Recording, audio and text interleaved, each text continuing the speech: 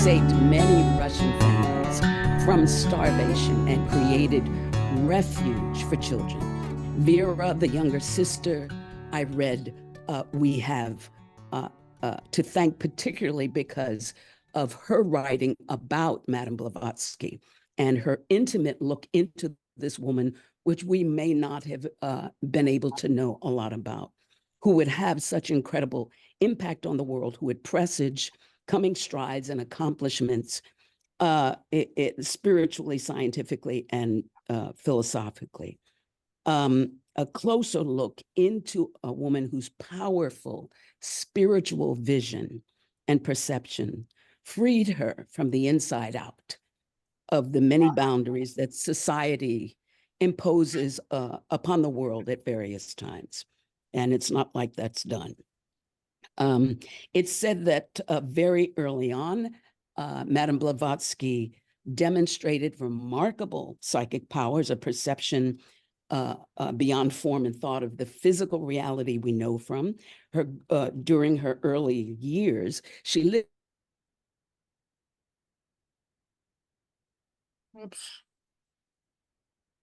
vast library on different spiritual topics and traditions, mystical paths, such as the Rosicrucians, the Freemasons, alchemy, so many other occult, esoteric, mystical belief traditions from all over the world. And we know that most kids in whatever generation show signs of abilities very young. And in this way, our HPB was no different. She had a decided hunger and love for the esoteric side of spirituality, a great connection with what is termed the ancient wisdom.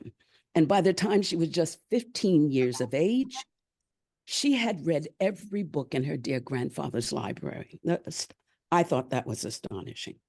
I remember years ago hearing an astrologer point to the fact, and this is an astrologer who's also a theosophist, that in the structure of every family, the grandfather is the one who holds the philosophy or the spirituality or the belief system, whether conscious or unconscious.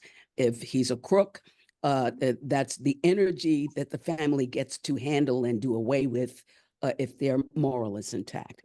And of course, if it is a spiritual being, then the family is connected to that line of energy. And here, with Madame Blavatsky, how literally true this was for her. And I know many of us love a good mystery story. There's always been an audience for books and movies in the thriller genre. I remember, well, I won't go into it, but one could even say there is something in our collective subconscious mind that is quite aware that there are mysteries about life, that they are quite real, and to whatever extent they whisper to us. And we can come to know about them. Oh, yes, that's what it was. It was the Nancy Drew stories. So I can only imagine how those kids surrounding Madame Blavatsky when she was a young girl, wide-eyed, and she'd tell them these incredible mystery tales woven out of her own heart and consciousness based on solid understanding of spiritual ideas and truths, and so adorable. At this early age, she was using stuffed animals and toys to tell these wide-eyed children about reincarnation, something that she probably would not have learned from the doctrines of the Russian Orthodox Christian Church. So we have her grandfather to thank for that. Her dad, on the other end, a skeptic, referred to as having a sense of humor of a skeptic, not much time for spiritual matters, whether dogmatic or esoteric, and he called her adventures into these matters twaddle. But this time of her youth was clearly a burgeoning soul with great power, and she'd come to write, teach, explain, when she could, the spiritual laws at work in life and in the universe. Just a little more about her youth, Madame Blavatsky. Somewhere between the ages of 17 and 19, Madame Blavatsky found her way within a few months of time, in and then out of a marriage to a much older man, Nikifor Blavatsky, which was at first, it's been said, due to the fact that her governess told her that no man of any age would find her suitable for marriage because of her wildly independent disposition.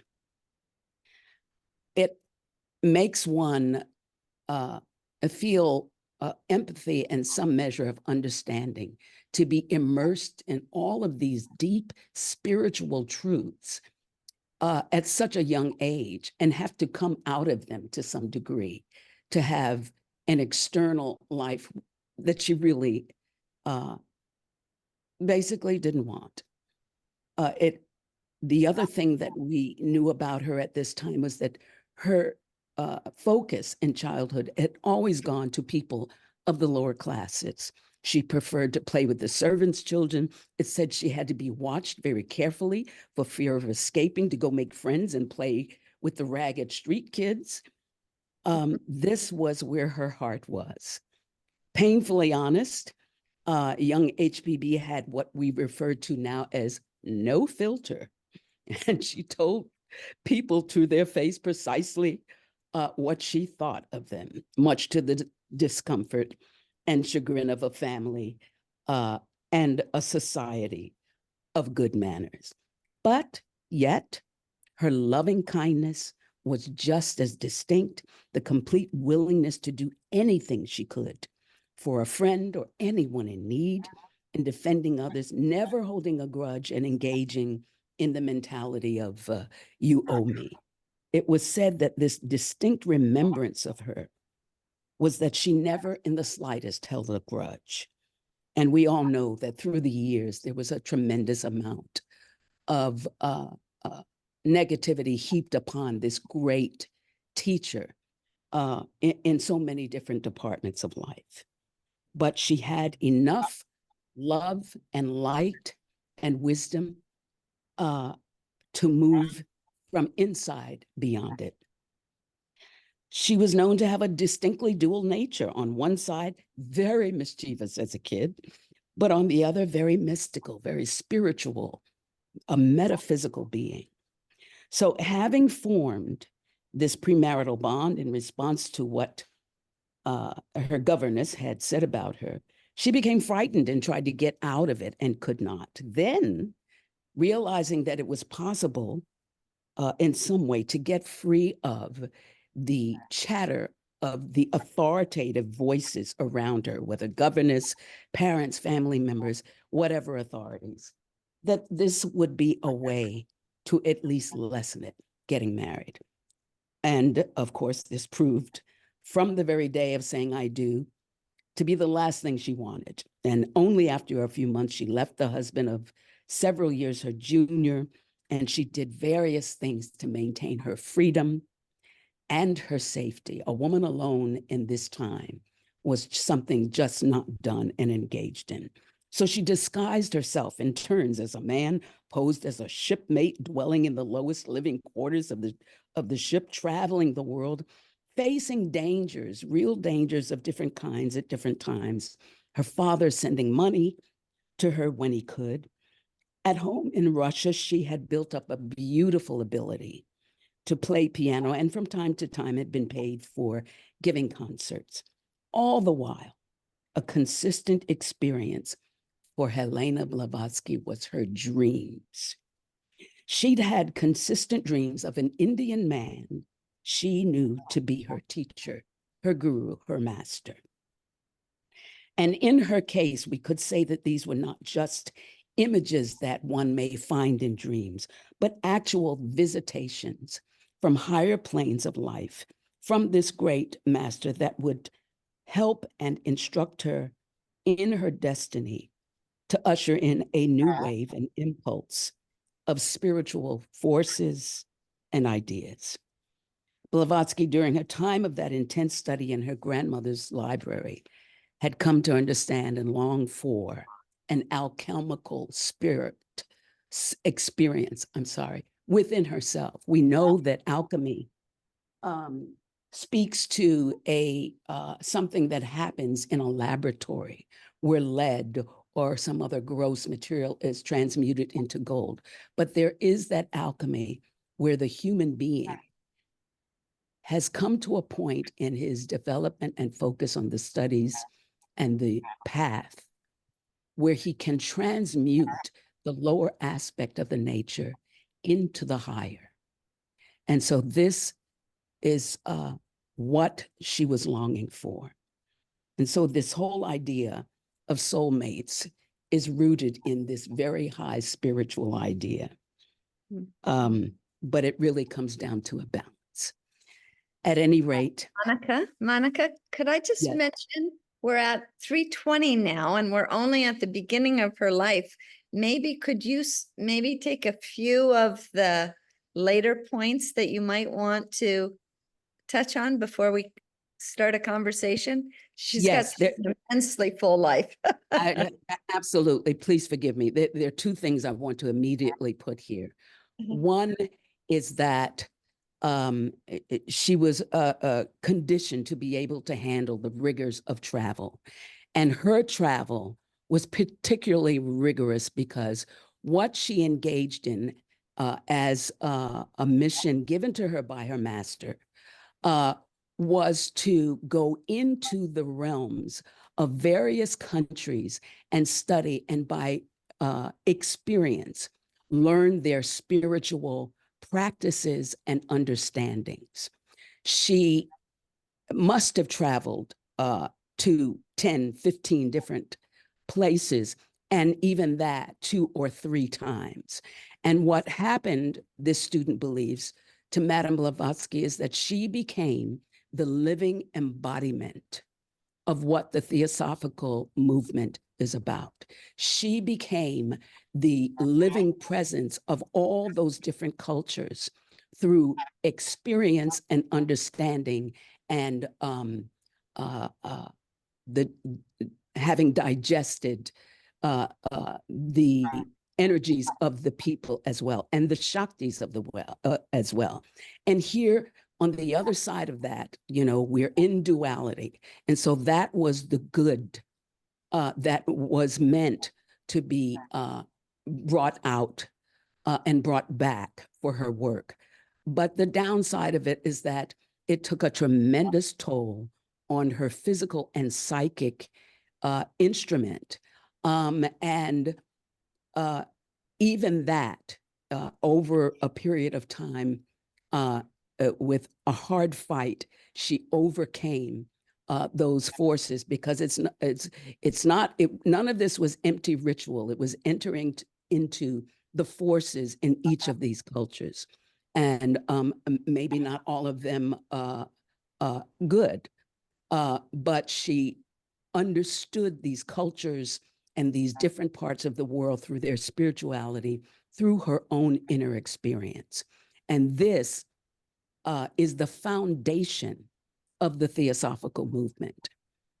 Plenty of people, we all love the teachings and want to be one with them, but to go into these realms with experience and having digested all the forces there is another level of work that is just remarkable. Who knows how many lifetimes it took her to be able to do this, and even that not without struggle.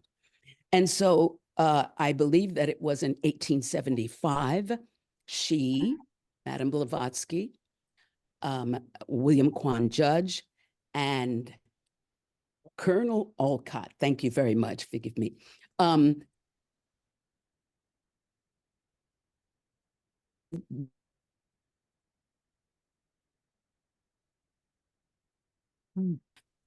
as humans would have it, separations, misunderstandings, that led to a renewal of the Theosophical movement with another group, United Lodge of Theosophists, that gave new breath and new air to the teachings, and that set people free from, in its effort to set people free from dogma, and to connect with the spirit of theosophy. So that's the short version, and I wish I could do more, but bottom line is that beginning gave us the secret doctrine. Well, first it was Isis Unveiled, then the secret doctrine, and of course, the voice of the silence, that remarkable translation she did. And the many, many articles. And so we have available to us a higher path than this student has witnessed anywhere else. One more thing about cycles. I remember in a theosophical class hearing about every 100 years, there is an impulse that is sent out for the sake of our development, that if we are influenced by it, is the next wave that can aid us in our evolution and development. And remembering that the theosophical organization began in 1875, I found myself in 1975 being this backup singer, and here was the entire crew and cast sitting around reading The Ocean of Theosophy. How does such a thing happen? But this was the impulse, and it was only after I started attending classes at ULT that I was understanding what came into this student's life. And for this, I will always be eternally grateful. Whenever we lost HBB, it was way too soon, but we can't be selfish. What she left behind is so potent and so obviously up and away from the secular idea of divinity that every day we have to be grateful for her amazing sacrifice and work. Thank you. Oh, thank you so much, Monica. Wow. Maybe you can send us the entire paper so we can send it out to everybody, so everybody will be able to read it. Beautiful. Thank you. Yeah. So from some of the things that you said, I gather that she was traveling to all these different places around the world on many continents. And she was studying from very many different philosophical and religious traditions to find out what was at the heart there. And she was also quite affected by the studies of science. And you mentioned her grandmother being quite a scientist herself. And so one of the things that, from what I've heard of Blavatsky, really inspires me in terms of her courage is she was fighting on so many fronts, because knowing about the different, all these different religions and philosophies, and seeing to the core, she could see anytime there was dogmatism about my way of believing is the right way of believing, and there's no other way to see it, she would speak out against that. So she's fighting against dogmatic religion. But Absolutely. on the other hand, she's got such an advanced depth of understanding that we're only beginning to catch up with nowadays, with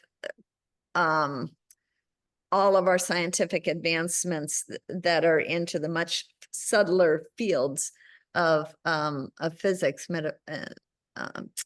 that she was also fighting against the scientists and their dogmatism, which was they were very, very materialistic. Yes. And she's got these pretty it's amazing. going on different fronts. Well, you're reminding me of the whole thing with Darwin. I think that's probably, it might be the only thing I know about. But, you know, Darwin was like, you know, plastered all over the place, big fame for his idea about evolution. And Madame Blavatsky was the one who said, okay, that's physical evolution. Why not look at the other aspects of how man or how life is created, and recognize that on those other planes, evolution is happening as well. And so people were very disgruntled because her sight was just so far, and understanding, of course, was just so far beyond them. So, yeah, thank you. Well, let's see how we might open up the conversation to everybody's inner wisdom. All of us have it. That's something that that's right. Helena Blavatsky certainly recognized. And Yes. what do all of you think might be a source of fearlessness, of lion-heartedness? She actually, in her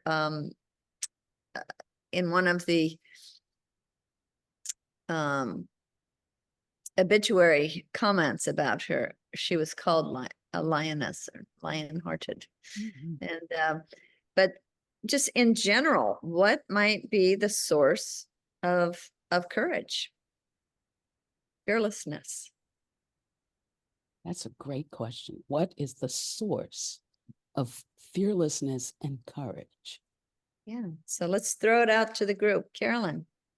Well, one thing that's important is for a teacher and a pioneer like her, is for her to see the need for other people to hear better ideas, and particularly ideas that inspire and generate, you might say, a progressive effort to learn more.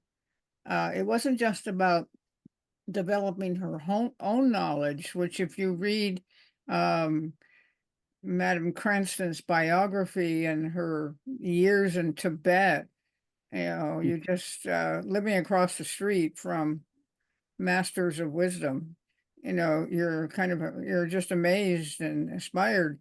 But she wasn't just onto that acquisition of knowledge by herself. She understood the need, indeed the suffering, the vacuity that most people were inspiring, and thus could be taken advantage of by ne'er-do-wells who wanted to control people rather than inspire people.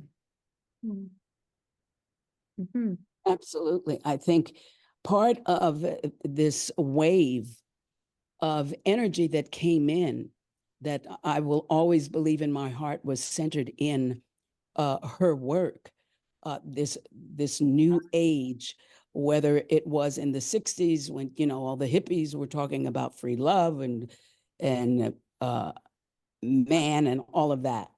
And then in the 70s, with the women's movement, and so many people came onto that. I think that people latched on to the idea without latching on to the root of the idea. Some people in their development, or however many incarnations, come to selflessness a lot more easily. And then on the other side of the scale, there are people where it doesn't occur to them that they're supposed to think about anybody but themselves, and others, only as, I don't know what you call it. But the point I'm trying to make is that the essence of that flow of energy that came in was an opportunity. And if you were of an egotistical bent, you could feel it as, an opportunity to promote oneself. But it was also the opportunity to be of service in a way that you may not have ever been able to before. And if you were a person who latched onto these truths and came to some measure of understanding about them, I believe that the care that is extended to a person is multiplied by that understanding. and that choice. Thank you. Yeah. Others, source of courage, of fearlessness. I have one. You probably can't see my hand or anything. It's Jonathan. Okay. Thank you, Okay. Jonathan.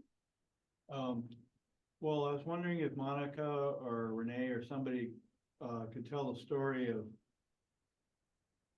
what HPB did with that family Oh, and tied yes. in with this source of courage thing. That I don't know exactly what the connection is, but there must be one.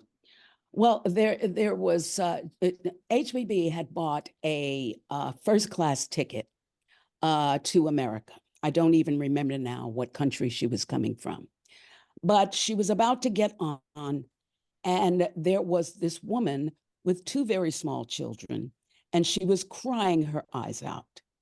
And so HBB walked over to her and said, why are you crying? And the woman expressed that someone had scammed her out of the last penny she had, thinking that it was, I guess, purchased for a ticket. But here she was with these two kids in a country where she knew no one. So Madame Blavatsky went and turned in her first-class ticket and bought tickets for the woman and her two children and bought a third class or some lower price ticket. And she put herself in quarters that were like at the bottom of the ship. But the feeling you get is that she never flinched or thought twice about doing something like that for somebody. How many people walk by dire situations in that regard? But this was the way her heart was built. And there's other ways that she was fearless as well. There was a whole time period where people were coming down on William Quan Judge from one corner of the world and another.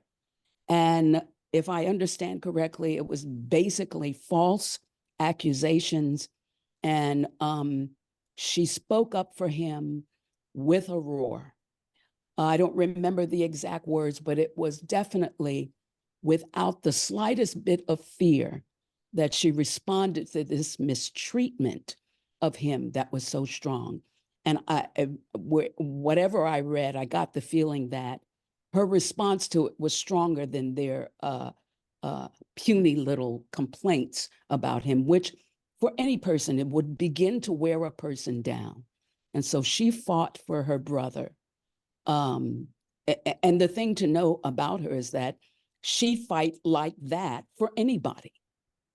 You know, it was one thing that this was her soulmate in that regard. Two people who incarnated at a time to be on a mission, that kind of soulmate. But she had this fiery nature where she would have done that for anybody. So those are the two things I remember. Oh, thank you so much. Let's see, Judy, I see your hand up. Yes, I just want to mention that the question about why she was so courageous, lion-hearted, it really goes to her complete understanding of the nature of the human being. I mean, she knew she was not her body. She knew she was not her psychic nature, her mind. She knew she was a higher self. And so this made her very courageous. And like she actually bought that ticket, it was for steerage class on a ship. It's just terrible. It smells down there. I mean, it's dreadful. There can be rats, water coming in, but she had the detachment and courage to do that to help this poor woman. I think it was from Southampton. I'm not sure what port earlier, but Sylvia Cranston in her biography also said that she was even in a cavalry charge with Garibaldi. She could ride very well.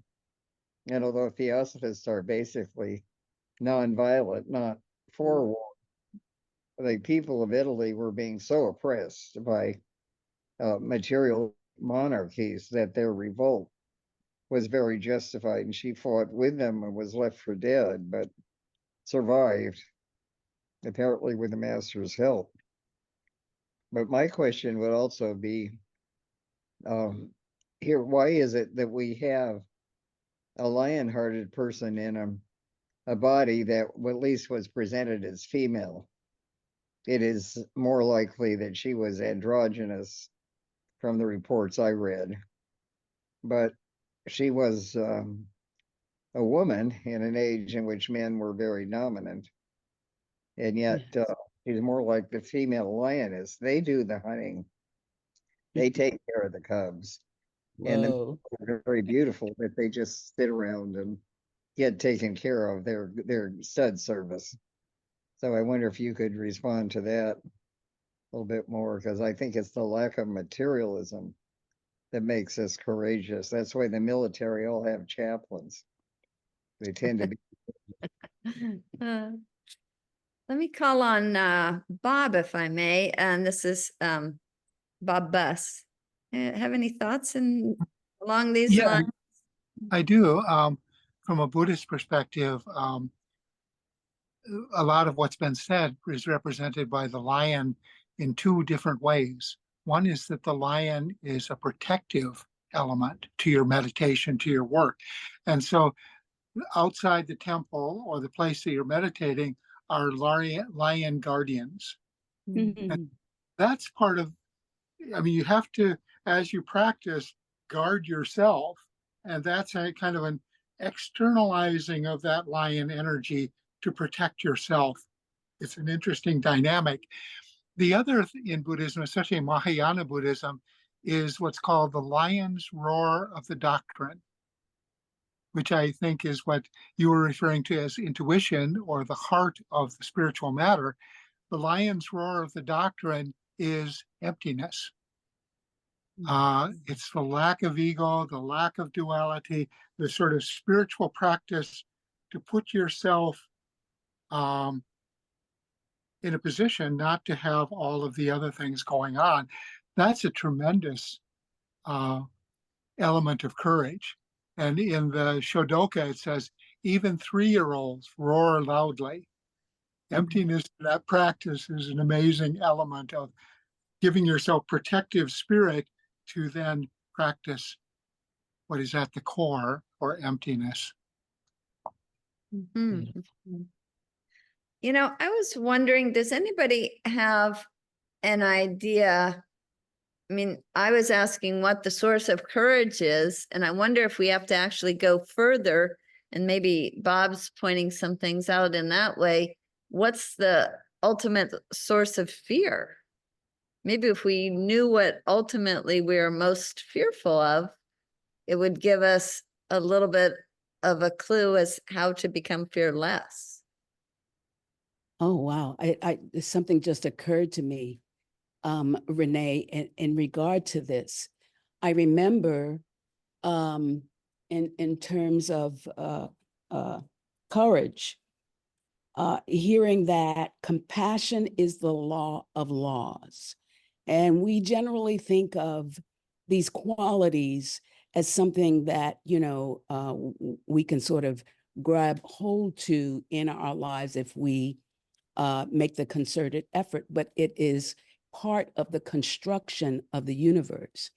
And so it could be that the more we learn and the more we become impersonal to some degree, with the understanding of the idea that these forces have a universal aspect and power, I think the absence of fear, because we have connected with that force, gives us a courage we would not have in our daily life necessarily, and a better perception about the suffering of people.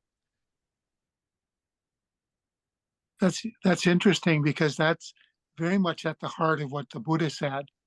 He said there are Ah. 4 passing sights, and you were describing the 4th, the courage to do your practice. But the first 3 are sickness, old age, and death. And if you think about it, those 3 sort of encapsulate what we fear. We fear getting dementia. We fear losing our eyesight. We fear getting old, which is a little different than getting sick, but not Yeah. completely unrelated. And of course, eventually dying.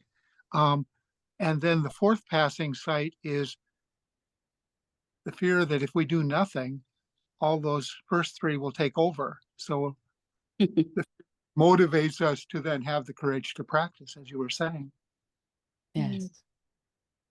It sounds, when I listen to the 2 of you talking, I'd love somebody else to step in here, but it sounds as if like one of those primal fears is of the loss of self.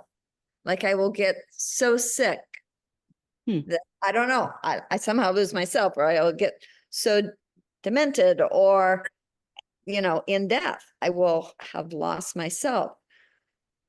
And so if that is like a really, really fundamental fear, and then we hear about this idea of compassion, maybe that's having such an expanded sense of self, not just grasping onto our personal self, but identifying with a larger whole, Yes. that it allows that fearfulness of the loss of personal self to be overcome with a greater confidence, a greater courage, a greater hope, or kind of trust in this greater self that will persist, no matter what happens to the little personal self of our own being. Absolutely. I agree. Mhm. Renée, do you have a thought there?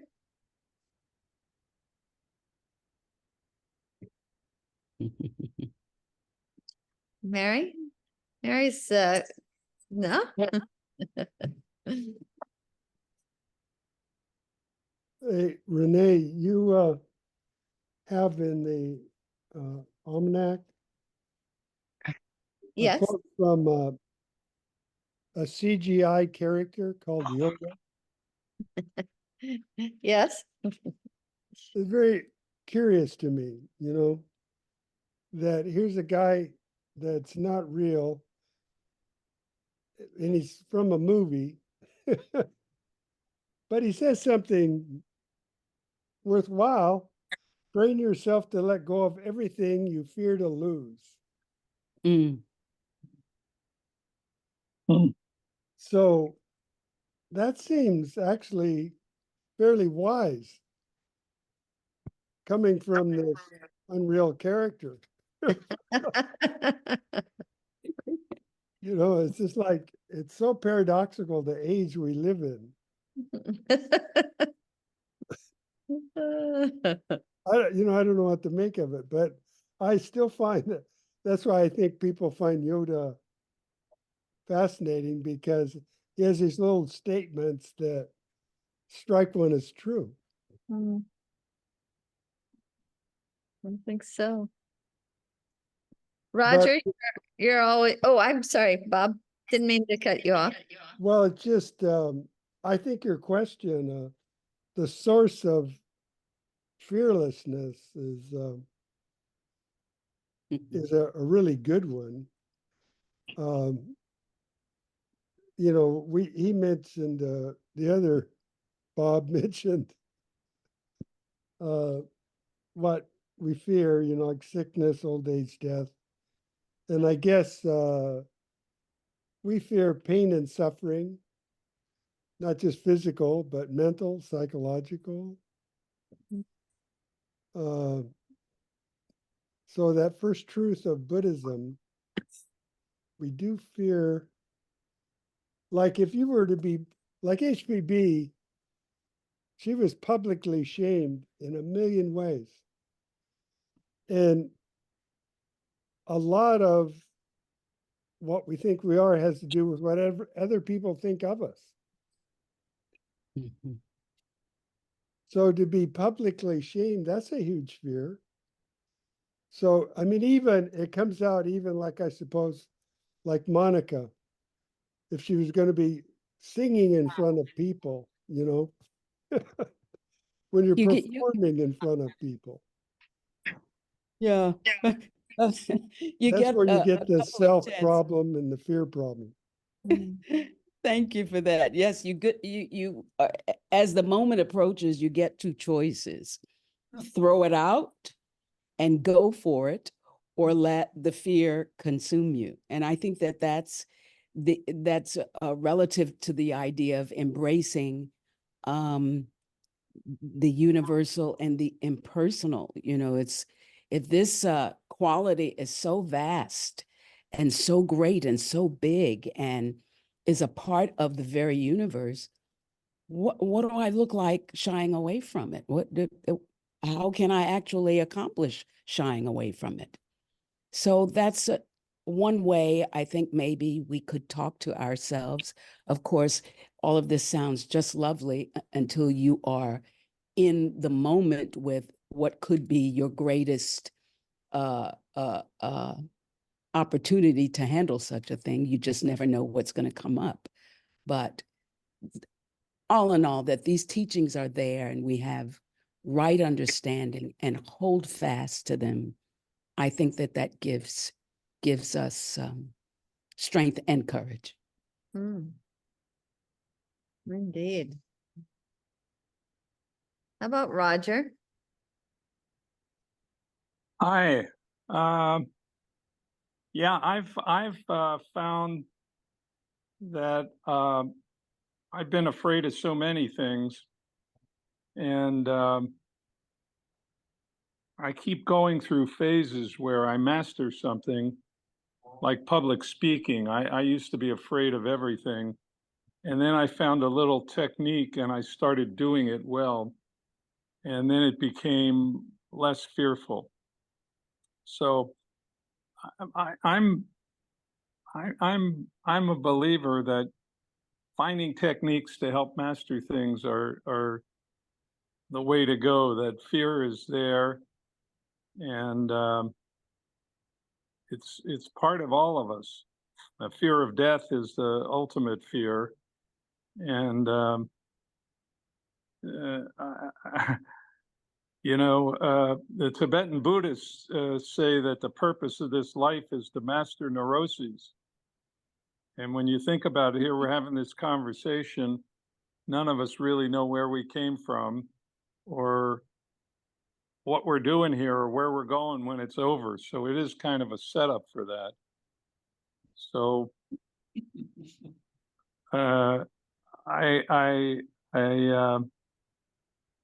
keep giving myself credit for getting past the fears. And I remember I was teaching in China some years back, and I really enjoyed the class, but for some reason, I just didn't want to go.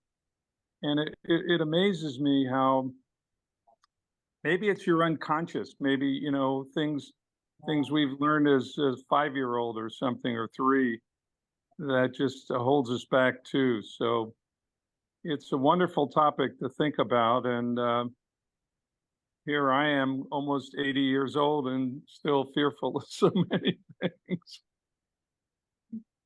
And yet you have accomplished so much. And whenever I see you accomplish something tremendous, and you've done so much for the larger community, you've worked on all sorts of peace projects and forgiveness projects and so on. It's always you're thinking of a greater whole. And it seems to me that any fear that you have going into those is dwarfed by your conception of how much good could come out of it for the sake of others. Yeah, thank you. I do think that motivates me and many other people, that we're here to be of service. Every tradition I've ever studied has 2 basic foundations. We're all connected to some universal energy, and we're here to be of service with and to others. And I think it does. I think that's a help to get over the fear and to push past it and to move forward. And like I say, I think it's training yourself with these different techniques, and every little bit helps. And yet you fall back again after you've mastered it, and it becomes a challenge once more. Wow. Uh, Thank you. Bob Bus? Well, as you were speaking, I was just thinking those little tricks. I used to have great stage fright, and I was into drama. And then I realized all I had to do is take my glasses off, because nearsighted, I can see everything that's happening in front of me, but I can't see the eyes of the audience. And so I'm not fearful. And I think it's interesting to think how those tricks work. Chuang Tzu said, if you hide a boat in the bushes, someone can always find it and steal it. If you hide money under your mattress, someone can always find it and steal it. But if you hide the world in the world, no one will ever find it. I think that's the elements you're really talking about is, you don't know what's going to happen, but you know what's going to happen. And you sort of accept that the world will happen. And at least in Buddhism, the world is essentially connecting to everything else. It's the web of connections. So that's where your idea of compassion, I think, come in. So it's an interesting thing of why the tricks work. We sort of see, we still need the tricks. Kind of the left hand doesn't know what the right hand's doing. And also this thing that Bob Moore mentioned about training yourself to let go of everything you fear to lose, like losing face, losing, a sense of who I am as a dignified person, as a great actor or a wonderful speaker or whatever it is. Those tricks have to do with somehow letting go of that, whatever that particular fear is, I think. Thank you. I remember when I first started practicing law and some problem would come up, I would sit and think, well, what's the worst thing that could happen? I could lose my job, I could get fired, all these terrible things. And I thought, all right, I guess I can live with that. And then that helped a lot. Just go to the worst possibility and see if it's okay. Good. That's good. That's exactly the way I operate too. Then I figure, hey, if I've already imagined the worst, it can't creep up from Can't get any worse than that. All upward from there. That's great. David, I haven't called on you if you'd like to add anything here.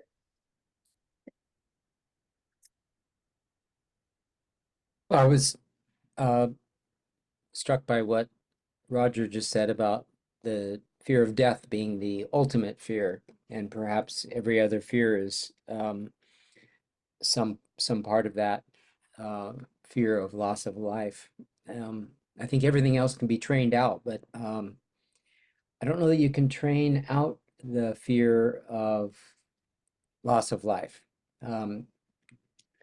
So physically, I guess this idea that there's a fear of falling, and falling generally has a poor outcome. So the source, and I think, Renee, you nailed it, the source of fearlessness is connecting oneself beyond the physical form to one's spiritual nature. And when one identifies the self as that spiritual nature, the true self, we might say, that would be the source of fearlessness. We no longer are attached to the physical body. So what's there to lose? Oh, that was a really, really perfect summary, David. Thank you so much. I think that, don't you agree, Monica? That kind of absolutely nail on the head. Absolutely. Thank you so much. Before I ask for a volunteer to give Monica a vote of thanks, I want to tell you about next week's topic. And that is the topic of galaxies of enlightened beings. Galaxies of enlightened beings. Whoa. And Cliff Tillotson is going to give us that, and he told me that he's going to give it from the Taoist perspective. So I'm so curious what he means by that. Awesome. I haven't had a sneak preview, but that's what we have to look forward to next week. And the following week, we will be hearing on the logic of reincarnation. So is there somebody who would like to give Monica, who has this, gave us such a rich presentation, and I think we all look forward to seeing the rest of it. So if you could send it to me and Sharone, Sharone will be able to send it out, right, Sharone? Yeah, to the participants of today's conversation. I might take volunteer. Something. Thank you, Judy. Monica, thank you for just being you, first of all. And I know you were on an earlier program from the San Diego Lodge, and here you are tonight. So I think you really have worked very hard today and deserve a good rest. So thank you for being so courageous to work so hard and bring these ideas to our consciousness. And I love the details you spoke about HPB. We all learned something. So we're very grateful. So thank you very much. Namaste. Yeah. Namaste. I'm so grateful to all of you. Thank you so much. Wow. What an amazing treat. Everybody. Also, Monica, I thought that was really insightful. HPB came in a female body, and her whole family were a bunch of feminists. Yeah. It really set that current in motion as well. So thank you for that. Thank you. Yes. It gave me the idea that probably it's equally possible for the matriarch of a family, the grandmother of a family, to hold that family's line of life's meditation. How about that? Yes. Yeah. The powerful idea. Why not? Mm. Probably it's true. Well, we're depending on women to save the world. Men certainly have done a very good job. Well, accept that.